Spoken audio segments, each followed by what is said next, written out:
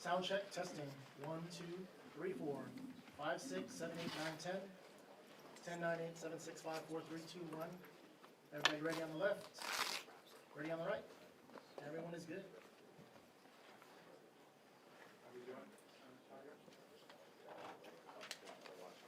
Anybody need the white? No? No? We're good? We're good?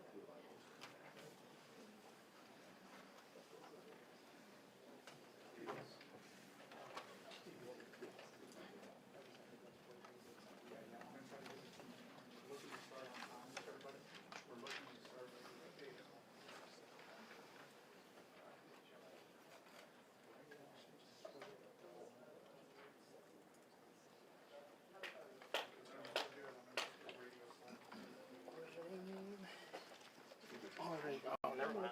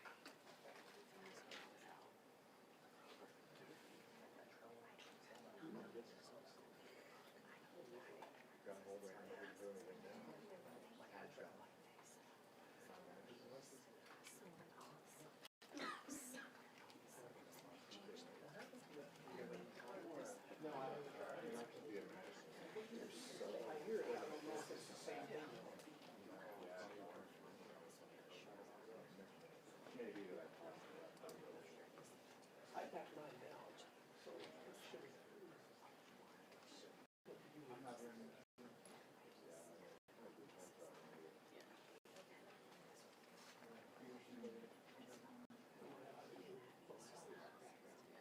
Yeah, I mean, I'm not seeing it on my meter, so it's probably mostly my measure.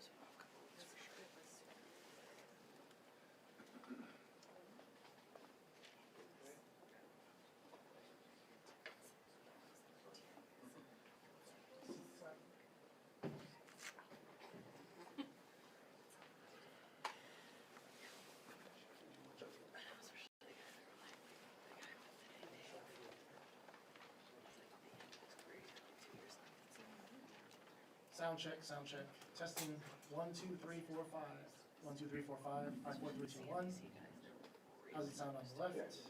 On the right? Everyone's good?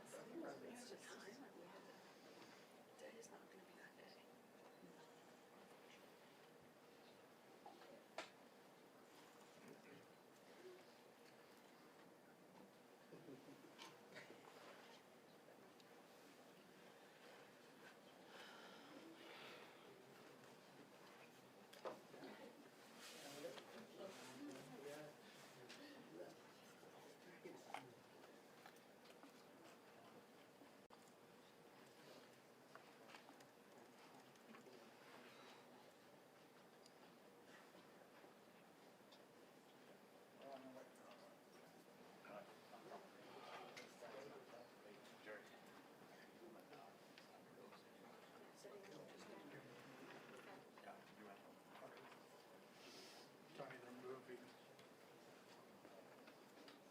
Tony, copy?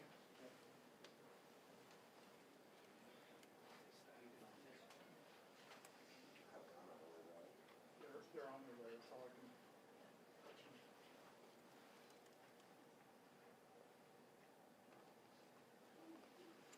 I'd like to meet him.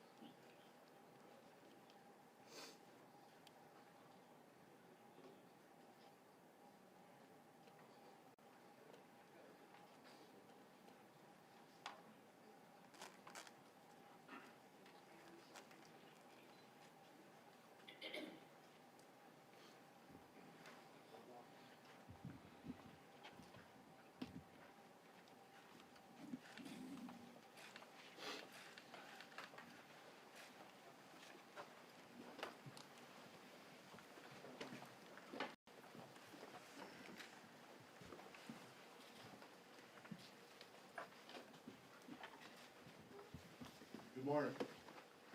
I'm Tom Homan, Board of Czar President Trump. I'm going to read a statement real quick, then after I read a statement, I'll take questions. I'm here with Sam Molson, Director of Ice and Enforcement Removal Operations for the St. Paul Field Office. Stephen Schrank, Acting Special Agent in charge for ICE Homeland Security Investigations, and Chris Kuhn, Deputy Chief Patrol Agent for the United States Border Patrol. I'm very pleased to report that this search operation and our work here with state and local officials to improve coordination and achieve mutual goals, as well as our efforts to address issues of concern here on the ground, have yielded the successful results we came here for. The Twin Cities of Minnesota in general are and will continue to be much safer for the communities here because of what we have accomplished under President Trump's leadership. I previously shared with you before I got here. Before I even got here, I met with, I said I was going to meet with the governor, the AG, and the Mayor Fry, Mayor Herb, and I've done all that. I've also met with various police chiefs and sheriffs. And one thing we all had in common was the importance of ensuring and maintaining public safety. Overall, we made a lot of progress through extensive engagement, meeting with them and other key stakeholders. And it is expected that those engagements and discussions will continue going forward in order to enhance exchange of information and more coordination. As a result of this search operation, we have greatly reduced the number of targets for enforcement action. And many criminal aliens have been arrested and taken off the streets, including murderers, sex offenders, national security threats, gang members, and other violent criminals. Just this week, ICE arrested a criminal alien with criminal convictions for rape, acts with a child under 14 years of age with force, lewd and lascivious acts with a child under 14. ICE also arrested 2 criminal aliens with criminal sexual misconduct convictions, among other violent criminals. Through targeted enforcement operations based on reasonable suspicion and prioritizing safety and security, ICE will continue to identify, arrest, and remove illegal aliens that pose a risk to public safety, like we've done for years. And our officers will carry out those duties with professionalism, integrity, and compassion like we've done for years. We will enforce the immigration law against all persons in the United States illegally. I want to say something about the various unfounded complaints I'm hearing about ICE enforcement operations. During the search operation, ICE has not arrested anybody inside a hospital. We have not arrested anybody inside of a school, an elementary school. We have not arrested anybody inside a church. As a matter of fact, the only ones that disrespected the sanctuary of a church were the agitators that have been arrested and prosecuted. So far, we have 9. However, those locations are not off the table. I said from day one.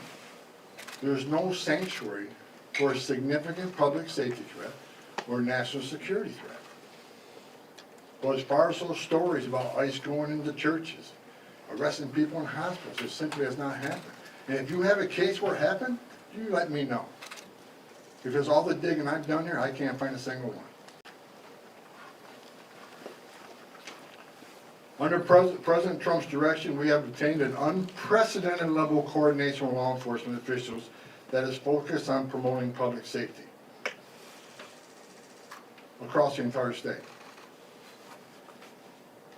While I don't agree with Governor Walz and Attorney General Ellis on everything, I appreciate the support the governor gives to state agencies who coordinate with us in a manner intended to promote public safety. And I appreciate the AG having an open dialogue with me. Early on, first thing I had, acknowledging that county jails may notify ICE of the release date of an inmate, just as long as they don't hold them past the time they would normally release them. We now have the ability to arrest criminal aliens in the safety and security of jails throughout the state at the time they're being released, like we've done in other states.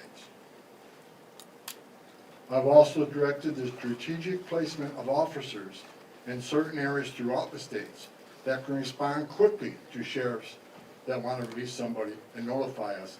We need to be nearby so they don't hold them unnecessarily. So we worked on a strategic plan to reassign officers in those key locations. Arresting a public safety threat and the safety and security of the jail is safer for the alien, it's safer for the officer, and safer for the community I think we all can agree on that. It requires less resources for at-large operations. It just makes sense. I'll say it again, as I've said many times, we are not asking local law enforcement to act as immigration officers. I don't want them to be immigration officers. We're the immigration officers, we just want them to be cops. We're asking law enforcement to coordinate with other law enforcement to help keep public safety risks out of the communities. We have also strengthened our existing coordination with the state to target and take custody of criminal aliens more efficiently and effectively. As a result of our efforts here, Minnesota is now less of a sanctuary state for criminals. And we are proud of the public safety threats we have removed from the criminal aliens out of the state. As I said in my first press conference a couple weeks ago, President Trump didn't send me here because the operations were being run and conducted perfectly. I came here to identify issues and implement solutions to improve our mission execution. Since that time, in order to improve target enforcement operation, I and my team here, we made personnel changes. We integrated BP with the ICE teams. We established a single unified chain of command structure. We strengthened joint intelligence and targeting capabilities. We deployed body cameras. We increased the footprint of internal affairs. We commuted zero tolerance for misconduct. President Trump also deployed me here to work with state and local officials to de-escalate the intense, volatile reactions and conflicts that have unfolded on the streets here between federal law enforcement and unlawful agitators. While working to course correct and improve how enforcement operations are being run and executed here, and even before I was sent up here, I've been saying over and over that forcibly assaulting, resisting, opposing, impeding, intimidating, or interfering with a law enforcement officer is a crime in violation of USC 111. It's not okay and will not be tolerated. Zero tolerance if you cross that line and put hands on an ICE officer. Not only is such activity unlawful, it is dangerous, and sadly we have seen tragic consequences, as well as adverse impacts on businesses and the communities here in the city.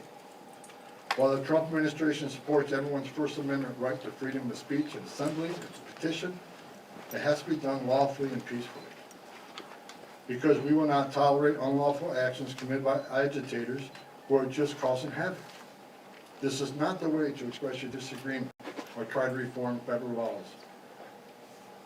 Go talk to your members of Congress if you want the laws changed in this country. Nor is doxing federal law enforcement personnel and their families. It's just not right. Enough is enough with this misguided, reckless, and shameful behavior. We don't want to see any more bloodshed. I don't want to see any more bloodshed. I pray every night for the safety of law enforcement personnel and the safety of those in the community, whether you're here legally or illegally. I don't want to see anybody harmed. If you break the law, we're going to arrest you. We've already arrested more than 200 people for violations of USC 111. The U.S. Attorney's Office has already accepted many for prosecutions, and some are still pending. I have also received commitments from state and local law enforcement that they will respond if federal law enforcement is being impeded or assaulted. They will shut down unlawful agitator activity, including arresting agitators involved and seeing them follow through. And we're seeing them follow through on those commitments. We've seen this past weekend that the state and local law enforcement have taken action when it comes to public safety. And bless them for doing that.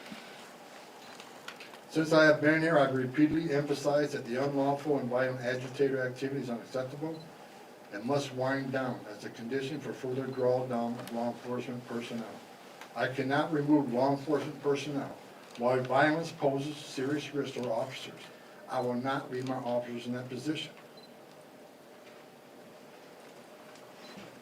It is worth knowing that in all my meetings and discussions since I got here, I've not heard one federal, state, local law enforcement, or judicial official, nor any member of the business or faith communities that I met with, say that ICE is an illegitimate agency that doesn't have a real mission.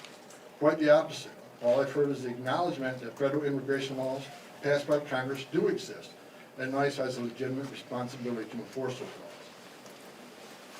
laws. ICE is a legitimate federal law enforcement agency, We're not out scouring the streets to disappear people or deny people their civil rights or due process.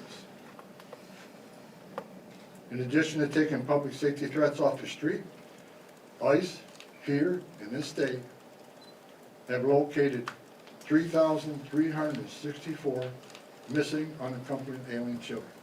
Children that the last administration lost and weren't even looking for. That's because the leadership of President Trump, these children were located. As part of the de-escalation efforts, I have called on state and local officials these past few weeks to tone down the rhetoric and denounce unlawful activities being conducted by the agitators. We don't have to agree on everything, and we definitely do not. But we all agree that the lawlessness and chaos and disruption that is occurring on the street needs to end. I want to thank Governor Walz for his messages focusing on peace and his support for the Minnesota State Troopers to respond to unlawful situations that put federal officers and the public at risk. I also want to thank Mayor Fry for taking up stance against agitators setting up barricades that block streets and endanger public safety, and for directing the police to take those roadblocks down. Additionally, I want to thank Police Chief O'Hara, Sheriff Witt, and various other local law enforcement for their responsiveness and efforts to maintain law and order in the streets. We've seen a big change here in the last couple of weeks. And it's all good changes. I'm also pleased to report that we're seeing a notable decrease on unlawful agitator activity here in Minneapolis and overall throughout the state. This is great news for Minnesota communities that have been adversely impacted by the lawlessness and chaos in the street. We have what we call here QRFs, Quick Response Force, security teams, that get called out when ICE officers are out doing operations. They get into trouble. If agitators get out of control, if there's a danger and public safety is at risk, these QRFs respond to help these officers get off the action and get out of that situation. I asked today when I got here, I want to know what the QRFs call outs are, what their deployments are. I want to know every time a QRF is called out. The QRF deployments have dropped dramatically because we have less of that occurring. Less of the agitator that crossed that line. That is a good thing. That is a win for everybody. Not just for the safety of law enforcement officers, it's a win for this community.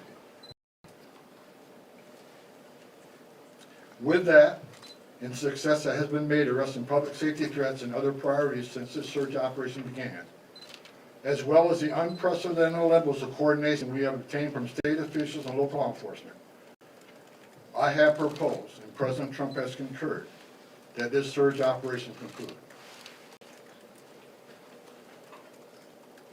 A significant drawdown has already been underway this week and will continue to the next week. We have a lot of work to do across this country to remove public safety risk. We shouldn't even be in this country. And to deliver on President Trump's promise for strong border security and mass deportation. Law enforcement officers drawn down from this surge operation will either return to their duty stations or be assigned elsewhere to achieve just that. We will continue to enforce federal immigration law throughout this nation.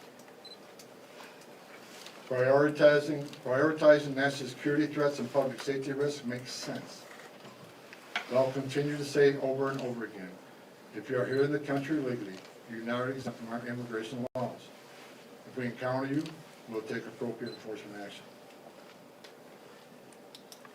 For those that say we are backing down from immigration enforcement or the promise of mass deportation, you are simply wrong.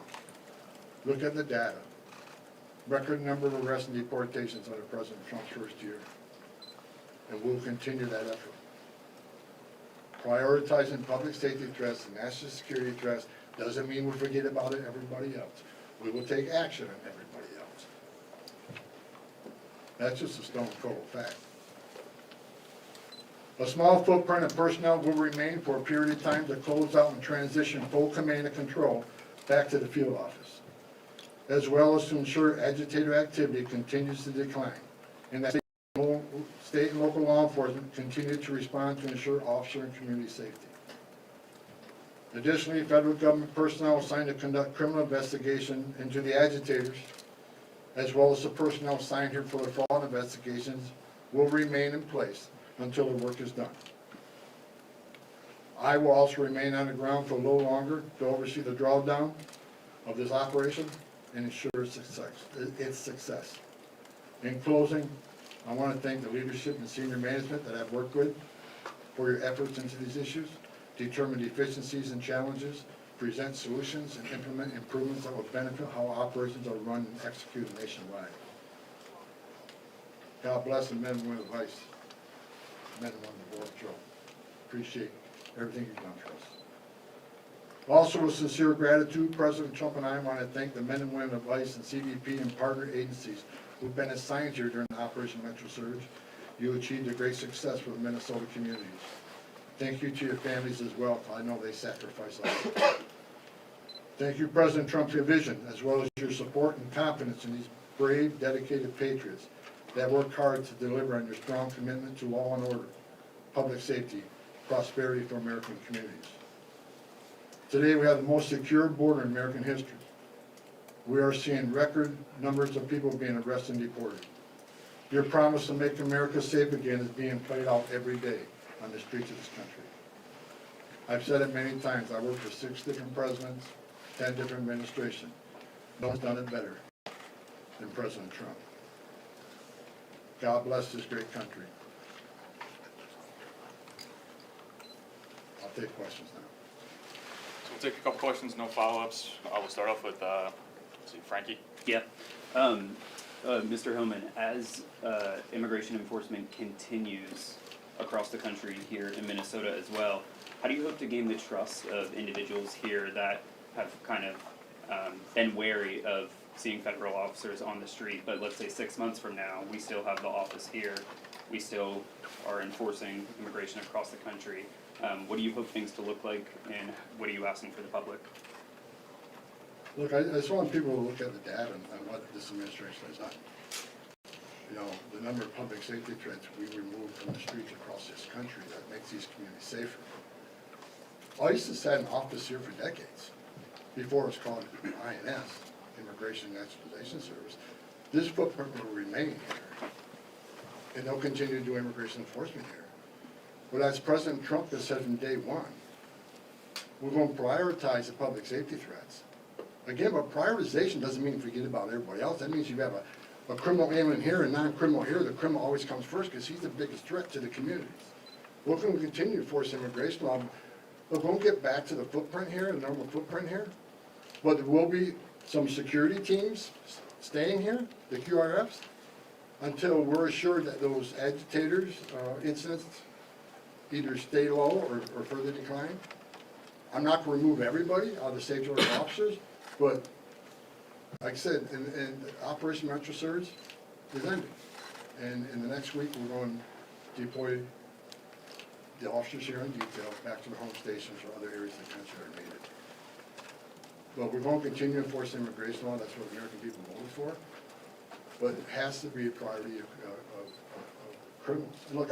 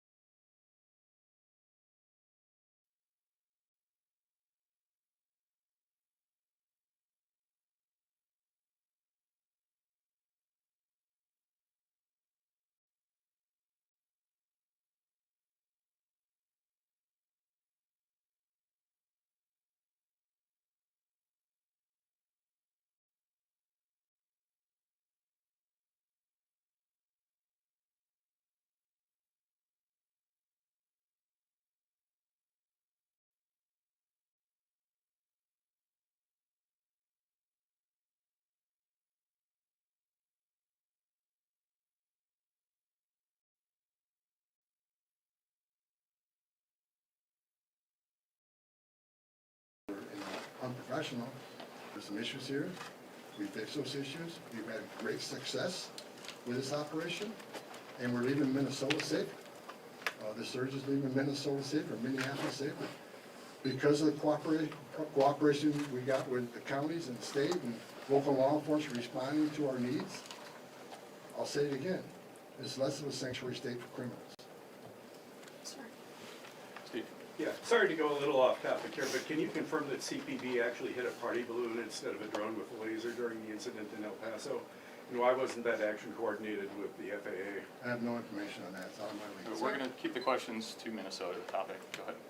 Mr. Homan, can you specify how many county sheriffs, local jails have agreed to work with you and honor ICE detainers? I have not met one county jail that says no to us.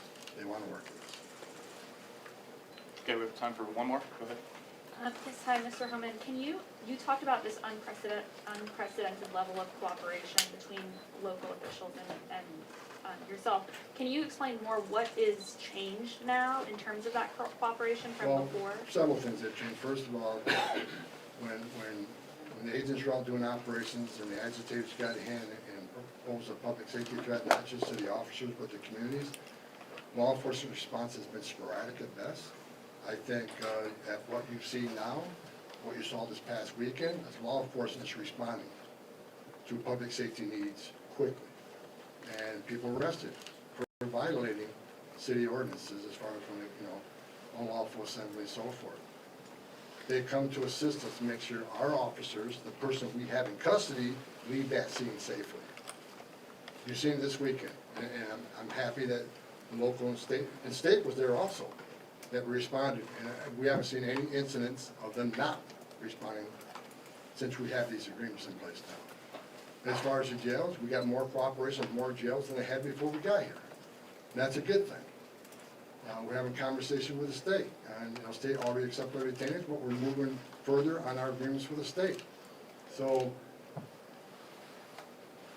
the cooperation we have here is going to keep this city safer, it's going to keep our agents safer.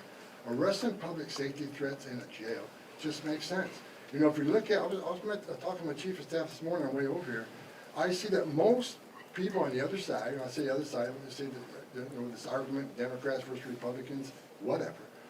But most of the people, even the Democrats, are saying they want public safety threats to be the focus. They think public safety threats, illegal aliens should be addressed. But to say that and not let us into jail, you can't square that. I just noticed the governor of New York, my home state. I've heard her say that she believes public safety threat, illegal aliens should be the focus of ICE. But I had a press conference last week to lock us out of the jails and end 287G agreements. How do you square that? You can't. So again, prioritization of public safety threats don't mean we forget about everybody else. We're going to force the immigration law. We're going to have a mass deportation. President Trump promised that, and we're committed to that. However, it shouldn't be a partisan issue that you arrest public safety threats in the safety and security of a jail. Releasing public safety threats back in the public is just stupid. And I've been arguing this for years. And I hope Congress takes action on sanctuary cities and sanctuary states. It makes sense. If you think about it, even the argument I hear, well, victims and witnesses of crime that are in the country illegally want to feel safe to come to law enforcement to report those crimes without fearing that this law enforcement agency is working with ICE. That's a bunch of crap. Because victims and witnesses of crime don't want the bad guy released to the neighborhood either. It's ridiculous. We want access to the person that you chose, the local jurisdiction chose to lock in a jail cell. And we have that cooperation here now. It's the right thing to do, and it makes this community safer. This community is safer because we arrested 4,000 illegal aliens in this, over 4,000 illegal aliens here. Many of them public safety threat, not all of them. As I said, we're going to force immigration law, but this community is much safer because of President Trump's leadership and the men and women standing on this stage. Thank you, that's all the questions we're gonna take right now.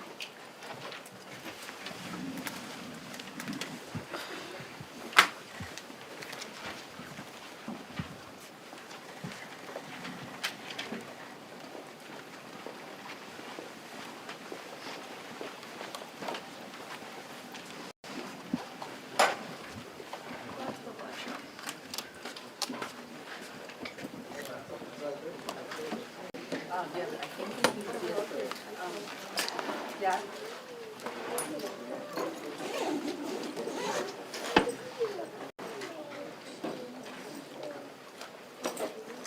Holly.